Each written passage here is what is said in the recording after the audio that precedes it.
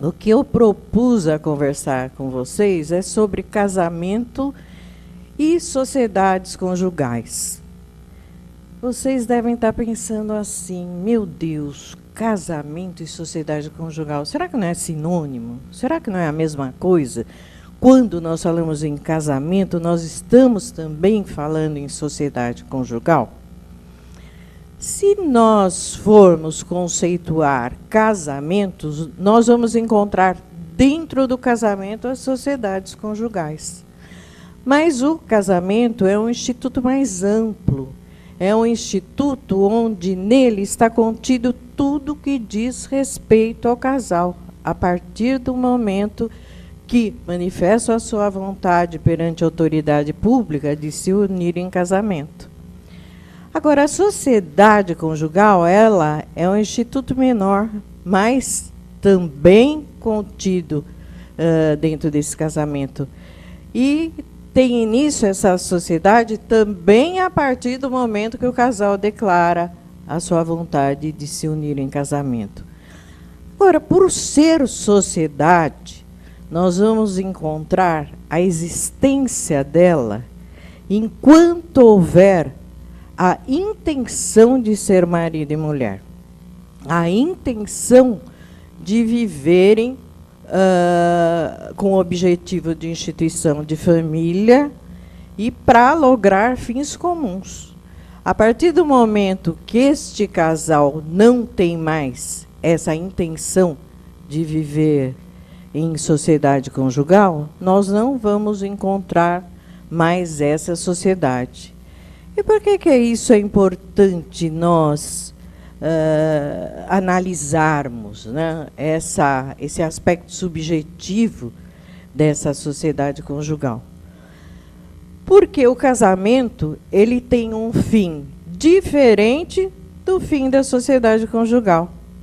O casamento ele só termina naturalmente com a morte, né, de um dos cônjuges, ou então pelo divórcio, ou excepcionalmente com a anulação desse casamento. Agora, a sociedade conjugal, como eu falei para vocês, que tem que ter esse affectio maritalis, essa intenção de viver como marido e mulher, ela dissolve a partir do momento que este casal não tem mais intenção de ser marido e mulher. Então, com a separação de fato, essa sociedade conjugal ela está rompida. Depois nós vamos voltar olhando um aspecto prático, falando sobre isso. Pois bem, agora, nesta sociedade conjugal, nós vamos encontrar, em grande parte, os efeitos patrimoniais dela. Né? E os efeitos patrimoniais são determinados pelo regime de bens no casamento.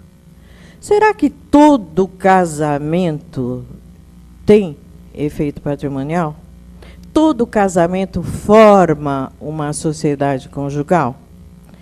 Então, vamos lembrar os vários regimes de bens que estão à disposição do casal por ocasião das núpcias, né? A escolha do casal por ocasião das núpcias. Se nós analisarmos, nós vamos encontrar dois regimes de comunhão, que há aspecto comunitário nesse regime, dois regimes de separação e um regime híbrido, né, que une uma comunhão apenas lá no final. Os regimes da comunhão, nós vamos encontrar o regime da comunhão parcial de bens. Esse regime hoje, ele é o regime comum dos casais, né? Aquele regime que não há necessidade de se fazer uma escritura pública para declarar que escolhe esse regime. Basta, no cartório de registro civil, declarar a escolha desse regime para essas regras patrimoniais serem estabelecidas naquele casamento. Esse regime é chamado regime legal, né, que passou a vigorar a partir da lei do divórcio, Porque antes da lei do divórcio, o regime comum do brasileiro, o regime da maioria dos casais, aquele que não havia necessidade de um pacto antinupcial, era o regime da comunhão universal de bens. Né? Por quê? Porque é o regime que refletia a sociedade daquela época. Por isso que esse regime era o regime comum, onde tudo era comum para o casal. Porque para aqueles casamentos daquela época, a maioria das mulheres não trabalhavam fora. Então, era uma forma desta mulher adquirir patrimônio por meio do casamento. Só que a sociedade mudou. Então, a partir de 1977, a lei do divórcio trouxe esse regime da comunhão parcial de bens como regime comum, que é o regime que se adapta hoje aos casais brasileiros, porque é um regime que propicia a existência de 3 patrimônios. Não necessariamente que todo casamento que tem as regras do regime da comunhão parcial de bens vai existir, os 3 patrimônios, mas propicia, que é o patrimônio privado, que tanto pode ser do marido como da mulher, né? São os bens particulares do marido e da mulher, e os bens da sociedade conjugal. Nós falamos que a sociedade conjugal, ela exige essa união entre o casal para lograr um fim comum, que é o bem-estar da família. Então, esses bens que são adquiridos da sociedade conjugal pressupõem o esforço comum do casal, porque são bens adquiridos a título oneroso. Quer dizer, as economias do casal propiciaram a aquisição daquele patrimônio. E esse patrimônio da sociedade conjugal são chamados de aquestos. Né? Os bens privados de cada um são os bens adquiridos a título gratuito durante o casamento, como herança e doação, e os bens adquiridos antes do casamento, ou subrogados num lugar. Quer dizer o quê? Que se vendeu aquele bem que adquiriu antes do casamento e se adquiriu outro com aquele mesmo valor durante o casamento. O exemplo muito fácil desses bens subrogados é a aquisição de um imóvel durante o casamento. Vamos supor que a pessoa tenha um imóvel que valha R$80 mil, e ela vende esse imóvel e adquire outro por R$150 mil. Então, esses R$80 mil, que é o valor desse apartamento, é bem próprio dela, não são aquestos. Os aquestos, os bens da sociedade conjugal, são os R$70 mil que foi colocado na aquisição daquele imóvel com as economias do casal. Esses 70 mil, por ocasião da partilha de bens, vai existir 35 mil para cada um. Quer dizer que o cônjuge que tinha 80, ele tem 80 mais 35. E o outro, o restante dos 35 mil. Pois bem, o regime da comunhão universal, como eu falei para vocês, tudo é comum entre o casal, com exceções de alguns bens, como exceção, mas é um regime que, com o casamento, com a afirmação perante a autoridade pública, o cônjuge já adquire os bens do outro. E os regimes da separação, né? O que são separação legal e separação convencional. A separação legal são determinado para as pessoas que não têm liberdade para escolher o regime, é lhe tirada a autonomia da vontade, são obrigados a casar no regime de separação de bens para proteger a própria pessoa ou para proteger o patrimônio da família. Nós vamos encontrar essa ausência de autonomia de vontade nos inúbeis, né, que são aqueles que não têm idade para o casamento, que vão necessitar de um suprimento de idade para casar. Vai autorizar o casamento, mas no regime da separação de bens. Os viúvos ou divorciados que não fizeram a partilha dos casamentos anteriores são obrigados a casar no regime de separação de bens para não haver confusão de patrimônio do casamento anterior com o casamento atual.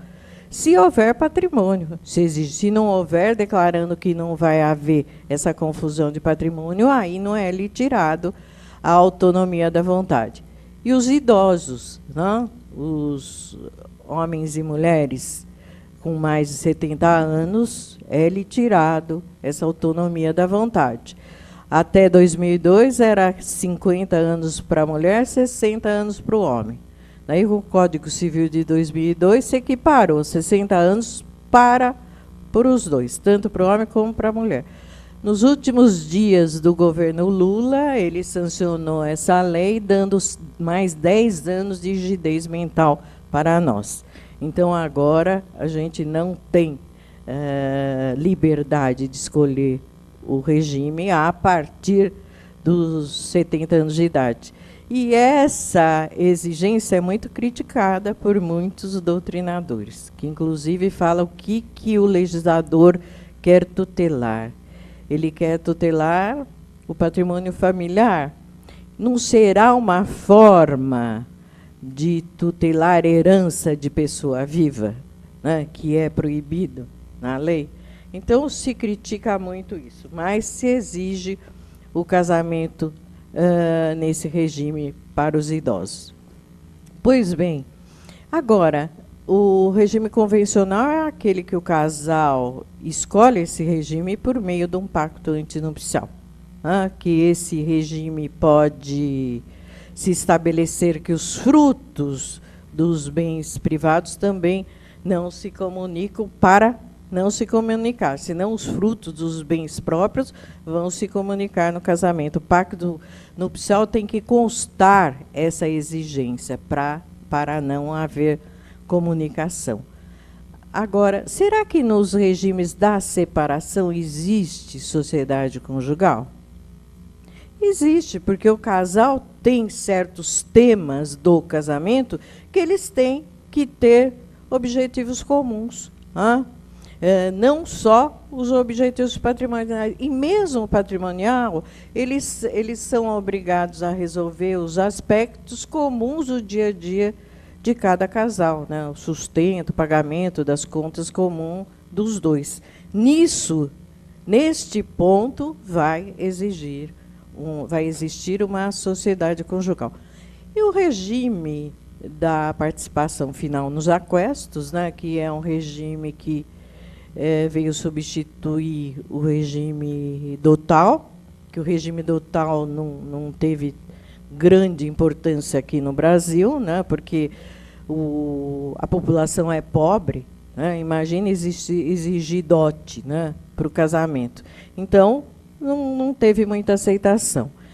E esse regime foi importado do sistema do direito alemão, onde, durante o casamento, há mais completa separação de bens, unindo-se, no final, as massas patrimoniais conquistadas por cada cônjuge. A única coisa que esse regime exige que o outro cônjuge anule ou dê autorização para a disposição dos bens imóveis, a não ser que conste no pacto antinupcial essa dispensa, né, dessa anuência. Senão é obrigado, na hora da alienação de um bem imóvel, a autorizar aquela venda. Mas se no pacto antinupcial constar que é dispensada essa exigência, o cônjuge livremente ele pode adquirir e dispor desses bens adquiridos durante o casamento. Agora, este casamento, em relação ao patrimônio, não forma uma sociedade conjugal. Agora, lá no final, esse patrimônio vai ser dividido. E, no meu ponto de vista, é o tipo do regime que propicia muita injustiça. Se nós formos analisar um casal em que ambos trabalham, ambos têm boa colocação profissional no mercado de trabalho. Todas as suas economias constroem um bom patrimônio. E o outro, com as economias, gasta tudo, não adquire nada. No final, nós vamos dividir aquele patrimônio conquistado pelo casal. Aquele que não construiu nada, ele não tem nada para oferecer nessa liquidação. E o que conquistou vai ter que partilhar com o outro. Então, o que vai acontecer aí? Nós vamos estar penalizando aquele que economizou. Passou a vida economizando, construindo patrimônio, e, no final, vai ter que dividir com o outro. E sempre que eu discuto isso com os meus colegas, que quando a gente dá aula, a gente acaba trocando figurinha. Eu tenho uns colegas que são desembargadores da seção de direito privado, e eles falam assim, mas você olha como se fosse uma sociedade qualquer. É casamento, né? Como no casamento vai haver essa diferença? Mas de conduta dos cônjuges, né? Um gastando e outro economizando. Porque, se acontecer isso, esse casal, na certa, vai se separar, não vai ter condições de viver por muito tempo, a tempo de conquistar esse patrimônio. Mas eu deixo aqui essa hipótese. Pois bem, agora, como eu estava falando para vocês que a sociedade conjugal, ela termina quando não há mais intenção de ser marido e mulher. Quando não há, nas palavras do legislador romano, né, quando não há mais affectio maritalis, a intenção de ser marido e mulher. E o casamento só com a morte e o divórcio, ou, excepcionalmente, com a anulação. Agora, esta separação ela se dá de fato. E se nesse período, entre a separação de fato e o divórcio, ou entre a separação de fato e a morte de um dos cônjuges, esse cônjuge adquire patrimônio. O Código Civil, ele diz que a separação que dissolve o regime de bens. Mas, nesse período, a pessoa que tem um vínculo conjugal, porque o casamento ainda não foi dissolvido, ele adquire patrimônio. O que acontece com esse patrimônio? É dele, porque foi adquirido no período que estava separado, quando não há mais intenção de ser marido e mulher, quando não existe mais essa sociedade conjugal. Mas, e aí? A pessoa ela adquire esse patrimônio, vai registrar lá no registro de imóveis, como consta lá na matrícula do registro de imóveis, fulano de tal, casado. Né? Na hora de alienar esse imóvel, o que vai exigir?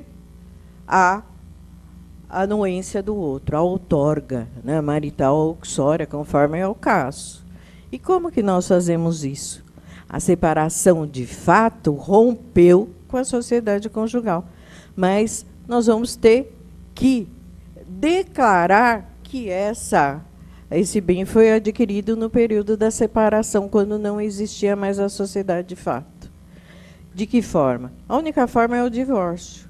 Na ação de divórcio, pedir que seja declarado como bens próprios aquele bem adquirido após a separação de fato.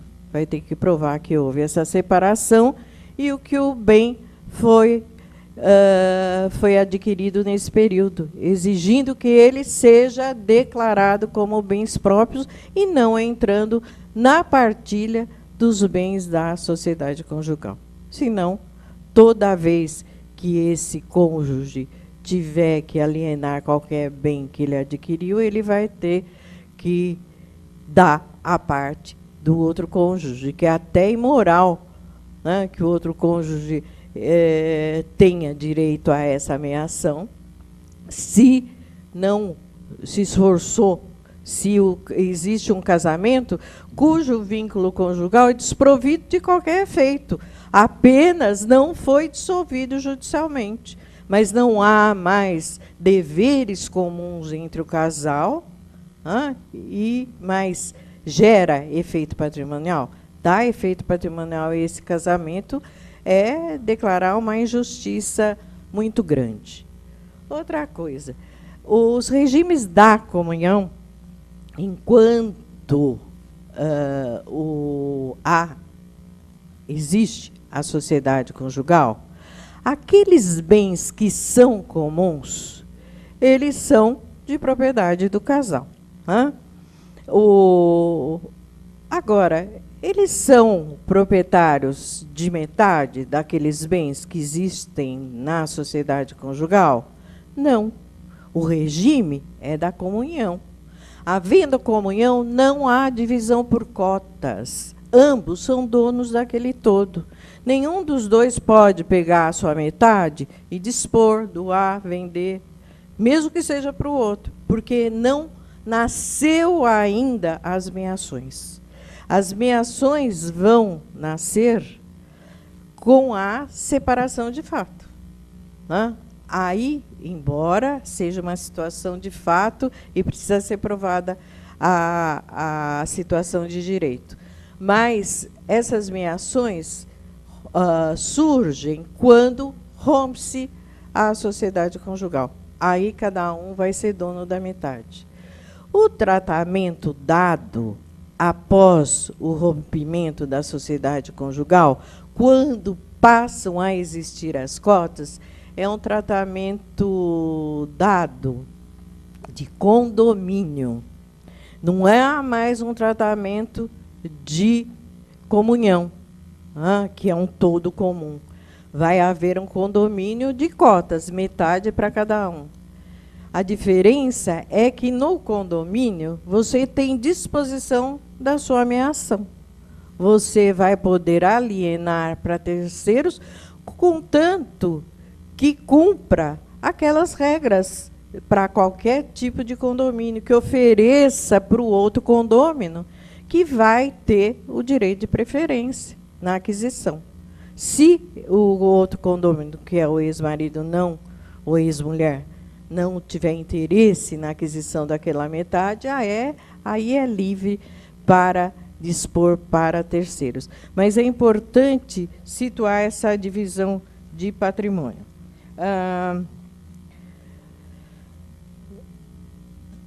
Agora, é muito importante nós analisarmos esses efeitos patrimoniais no casamento, principalmente no direito das sucessões, que é o que nós estamos falando, que é o tema seu da pesquisa. Porque uma coisa é uma partilha em direito de família, e a outra coisa é a partilha no direito das sucessões. Nós, analisando a partilha no direito das sucessões, nós reconhecemos que o legislador ele protege o viúvo sobrevivente. É diferente da partilha num divórcio, que o tratamento é de direito de família.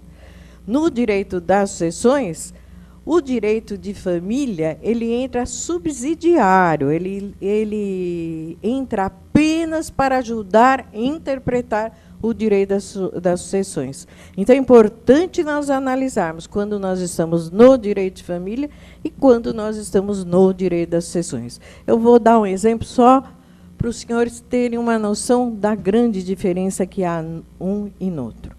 Vamos supor que, num regime da comunhão universal de bens, um dos cônjuges tenha um bem que foi dado com uma cláusula restritiva de direito, com uma cláusula de incomunicabilidade.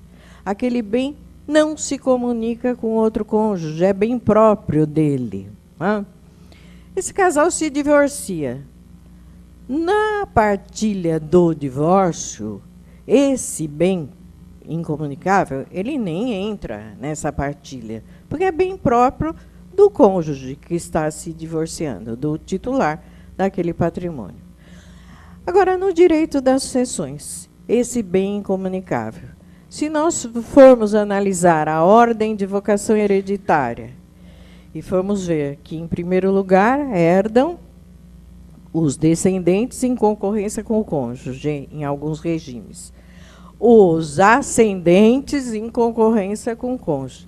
E, em terceiro lugar, o cônjuge sobrevivente. Então, se não houver descendentes, nem ascendentes, o cônjuge sobrevivente vai herdar aquele bem que no direito de família é incomunicável. Porque nós estamos no direito das sucessões e as regras que se aplicam é a regra da ordem de vocação hereditária do artigo 1829, determinado no direito das sucessões. Bom, e terminando aqui só como ilustração dessa palestra, porque eu acho que foi um artigo que passa bem despercebido pela maioria dos profissionais que militam na área do direito de família, que é a doação aos cônjuges, que é o artigo 551, parágrafo único do Código Civil. Esse artigo, ele fala que se o patrimônio foi doado para os dois cônjuges, para marido e mulher, com a morte de um deles, essa parte acresce automaticamente para o outro. A doação tem que ser para os cônjuges. É como eu digo, no momento de doação, o doador tem que se preocupar de colocar lá na escritura: dou determinado imóvel para José e Maria. Porque se ele doou para o José, brasileiro casado com Maria, ele não está dando para o casal. Tem que ser dando para os dois. Tem que figurar como donatário nesta doação, tanto marido como mulher. Falecendo a Maria ou falecendo o José, automaticamente a parte do José ou a parte da Maria acresce a parte do outro, que é um direito de acrescer. E, neste caso da doação, esse bem não entra em inventário. Não incide o imposto causa-morte sobre esse bem. Basta ir no registro de imóveis, homologar lá no registro de imóveis, né, o novo estado civil do donatário sobrevivente, do cônjuge sobrevivente, para a totalidade do bem ser dele. A maioria dos profissionais não se atentaram ainda a isso, porque é uma forma dos pais evitarem uma partilha após a morte, dando para o casal esse valor. Bom, eu vou deixando aqui uma frase de Heinrich Lerman, de um alemão, que eu acho bem interessante, que diz assim: no matrimônio em que existe verdadeiro amor, tudo se regula por si mesmo. A questão do regime patrimonial só toma normalmente importância na prática quando já não existe cordialidade no agregado conjugal.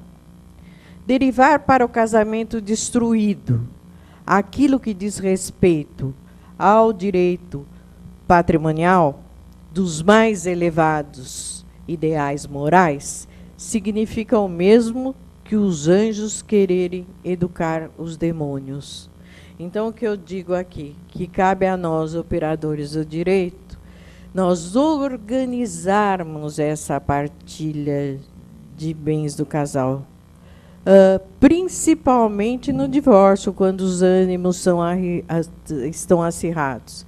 Que a gente tome o maior tempo possível para ajudar a não haver conflito de interesse. E, para esclarecer ao casal que o direito de propriedade não tem nada a ver com com as emoções que eles estão sentindo com o final do casamento. Porque uma coisa é fazer a separação judicial e outra coisa é fazer a separação emocional. Então, cabe a nós, embora não tenhamos a formação de psicólogo para lidar com o casal para isso, mas cabe a nós esclarecermos essa diferença e tentar, de todas as formas, qualquer conflito de interesse entre eles. Muito obrigada.